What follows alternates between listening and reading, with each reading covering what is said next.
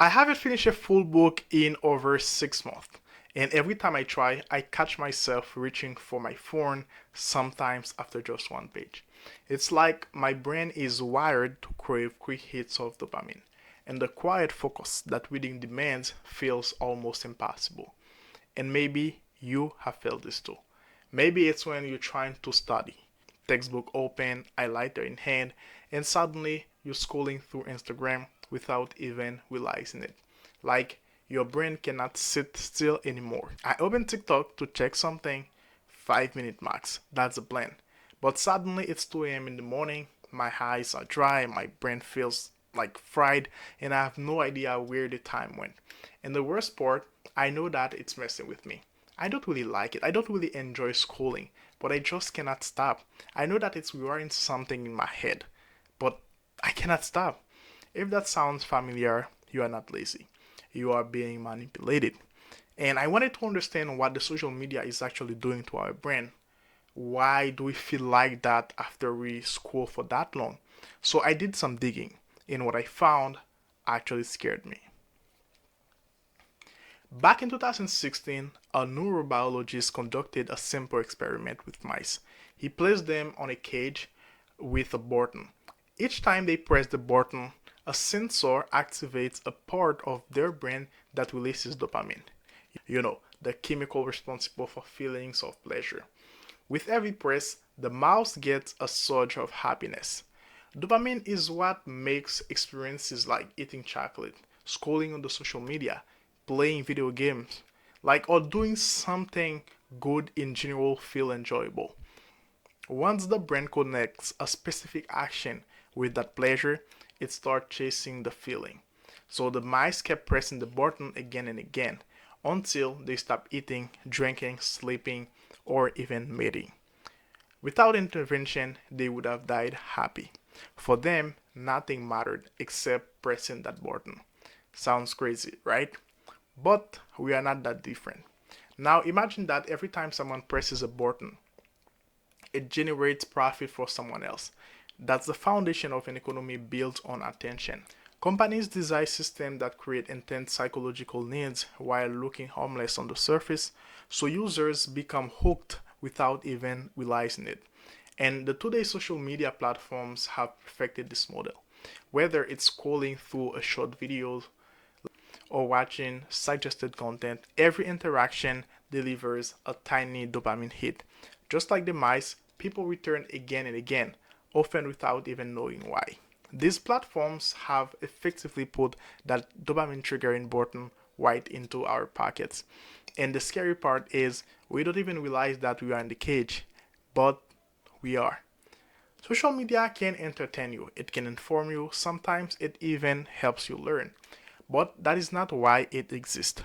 Its real purpose is simple. It's to capture your attention and to never let it go. Because your attention is what makes these companies rich. You don't pay to use those apps with cash, but you pay with your time, with your focus, with your sleep, and with all the things that you keep putting off. Social media platforms are designed to pull you in and keep you there. They study how your brain works, where your weaknesses are, and they use that to grab as much as attention as possible. And they spend billions doing this. Every app has an algorithm and a system that watches what you do, what you like, how long you stay, and based on that, it shows you more of what you can't stop watching. YouTube, Instagram, Facebook, TikTok, they all do it, but they each have their own way. YouTube, for example, it shows your screen full of video options. You choose what to watch, but all of those thumbnails, they are picked to get you curious enough to click. And Instagram, it mixes your friends' posts with random videos. Before you know it, you're watching cooking clips, funny pets, or fashion reels. Things that you didn't search for, but now you cannot stop scrolling. Facebook, it plays with your emotion and it shows you things that make you angry, shocked, or nostalgic. The more you react, the longer you stay. But none of them have managed to do it like TikTok. It doesn't ask you to choose, it just shows you something right away. Full screen, autoplay, no thinking, no search. So it narrows down the number of choices you have to make to just one. swipe to the next video. One flick upward, you are watching someone dance. Another swipe, there is a dog doing something ridiculous. And maybe a prank or a life hack or some news. And 10 minutes later, you're still sitting on the toilet and you haven't even noticed how much time has passed. Because you don't really make any conscious decisions, you are just being fed an endless stream of short, stimulating clips designed to poke at your brain's pleasure centers. When you first open the app, it's obvious. Each swipe fine tunes what you see. That is TikTok's power, since it controls what you watch and it can test you from every angle to figure out exactly who you are. It tracks your location, your contacts, your watch history, how long you stay on a video, whether you like it, whether you check the comment, you follow the creator, or you share it with someone. In just a few hours, it can figure out your taste in music, your sense of humor, your sexuality, and even your mental health. Your experience on the app is not really shaped by what you have searched for or who you follow. It's shaped by you. And every second you spend on the app, you are training it to understand you better. All through the feed they have cleverly labeled for you. And somehow, each video feels like it was made for you. You don't scroll to find something good, you scroll because what you are watching is already good. And each app uses its own trick, but they all want the same thing: your attention. Because the longer you stay, the more ads they show, and the more ads they show, the more money they make. So you are not the customer, you are the product, and your attention is being sold. Because TikTok and honestly most social media is not addictive by accident. It's built that way. Each swipe is like pulling a lever on a slot machine. Maybe you get a hit, something hilarious, surprising, emotional, maybe not, but your brain it doesn't care. It wants the next chance. Psychologists call this a variable reward system, and it's one of the most powerful drivers of addiction. There's actually a study from Stanford that shows unpredictability boosts dopamine release more than predictable rewards. Your brain basically loves being teased. Combine that with all the infinite scroll, no stopping cues, and hyper personalized content, and you have got the perfect storm. You are not watching TikTok. TikTok is watching you. Every scroll is a feedback loop. The app sharpens its aim, and the shots gets harder to ignore. And because it feels like it knows you, so it's easy to think, okay, one more. And then it's 3 a.m. in the morning, you have watched over 100 videos, and you are now emotionally invested in a baby's goat recovery made by AI. But guess what? It's not a bug, that's the design, and that's the whole game. The more you spend on TikTok, the more your brain gets hooked by those quick dopamine hits. Swipe, reward, swipe, reward. But here's the problem: the more it gets, the less it feels, and your brain adapts. It builds tolerance. So to feel something, it needs more, faster, louder. And everything else, they start to feel boring. Reading a book, for example, too slow. Watching a movie, now it's too long. Studying, working, talking to someone, even sitting with your own thoughts start to feel like a chore. Why? Because none of it gives you instant dopamine, and none of it rewards you every 6 seconds. And that's the danger. It's not just your attention span that shrinks, it's your motivations. Why aim for long term goals when your brain only cares about the next short term hit? This is why dopamine addiction is often linked to anxiety, depression, and burnout.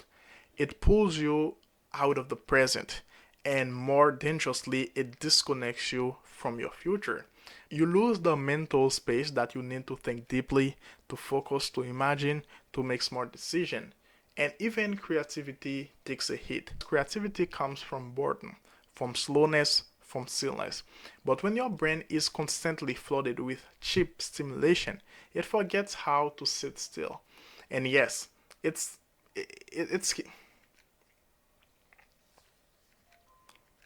when your brain is constantly flooded with cheap stimulation, it forgets how to sit still. Your subconscious is wired to Your subconscious is wired now to seek out the easiest hit. A scroll, a sound, a flash, or something that lasts 5 to 10 seconds. Over time, your brain stops choosing, it just reacts, not out of willpower, but out of reflex. And at that point, it's not just entertainment anymore, it's dependency. You are no longer opening TikTok for fun. You are opening it because you feel slightly bored, slightly anxious, or just because you are alive. And it's no longer a choice, it's just like a reflex. Like reaching for your phone and realizing that it's already in your hand. How many of you can recall a situation like that? And the science, it backs this up. Studies shows that constant overstimulation floods the brain with dopamine, and too much for too long can kill brain cells, reduce cognitive function, and lead to depression. So yes, too much free dopamine on the social media, scrolling every day, it makes you dumber. But it's not as hard as alcohol or any other drug. It's subtle. The same neural loop that you would find in drug addiction, just cleaner, quieter, harder to notice. Because your symptoms don't show on your body, they live entirely in your head, and no one sees it until you can't focus, you can't create, you can't feel joy without a screen in your hand. Dopamine was never meant to entertain us endlessly. It was designed to guide us, to reward effort, to give meaning to the path toward our goals. It's not just being the language of pleasure, it's the language of motivation. But if your brain is getting all the dopamine that it needs just by watching strangers online, what reason does it have now to do anything else? What reason does it have now to do anything else? Why chase dreams, build anything, or even try when it already feels rewarded for doing nothing? That tension you feel between your heart that knows you are wasting time and your brain that keeps going anyway, it's not your fault. It's you just forget to show it what really matters. And while you were silent, the social media, TikTok, they spoke louder. They rewrite the system and they convince your brain that happiness lives in that infinite scroll. And now for millions, mostly young people, it's working. We are worried about the rise of artificial intelligence, but maybe what we should be really fear is the decline of our own. If you spend hours on that app every day, it's not because you are lazy. It's because your brain got hacked and it's doing exactly what it was tricked into doing. So don't blame yourself. You can get back this control. You owe yourself that much. So if this video spoke to you, share it, like it, and follow. Not for the algorithm, but for you to remind your brain what matters. And if you want to know how to fix this, how to rebuild what the social media is quietly destroying, go watch my next video, my plan to save the Gen Z from the social media. Because the real future depends on us remembering how to build one. Thank you. That was Carl. Good luck.